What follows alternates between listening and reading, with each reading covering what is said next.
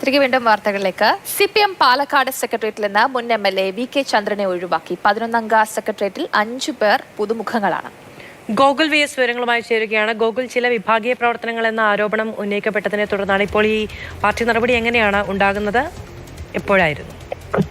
അതായത് കുറച്ചു നാളുകൾക്ക് മുൻപാണ് VK ചന്ദ്രൻ പാർട്ടി നടപടി നേരിട്ടത്. തൃത്താല കേന്ദ്രീകരിച്ച് വിഭാഗീയ പ്രവർത്തനങ്ങൾ നടത്തിയതിന് പാർട്ടി താക്കീത് ചെയ്തിരുന്നു. പിന്നീട് ഇന്ന് ഇപ്പോൾ പാർട്ടി പാലക്കാട് ജില്ലാ സെക്രട്ടേറിയറ്റ് രൂപീകരണത്തിൽ വച്ചാണ് അതായത് ഇദ്ദേഹത്തെ ഒഴിവാക്കിയത്. VK ചന്ദ്രൻ കഴിഞ്ഞ തവണ സെക്രട്ടേറിയറ്റിലുണ്ടായിരുന്നു.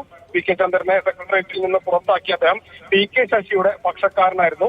11-അംഗ സെക്രട്ടേറിയറ്റിൽ 5 പുതുമുഖങ്ങളെയാണ് ഉൾപ്പെടുത്തിയിട്ടുള്ളത്. മുൻ MLA VK ചന്ദ്രനെയാണ് ഒഴിവാക്കിയതിൽ ശശിയുടെ പക്ഷത്തുള്ളതിൽ പ്രമുഖനായ ഒരാൾ. അതോടൊപ്പം തന്നെ MR Murali, K Premkumar MLA, Subaida Ishaq, പൊന്നുകുട്ടി, TK നൌഷാദ് എന്നിവരെ സെക്രട്ടേറിയറ്റിൽ ഉൾപ്പെടുത്തുകയും ചെയ്തിട്ടുണ്ട്.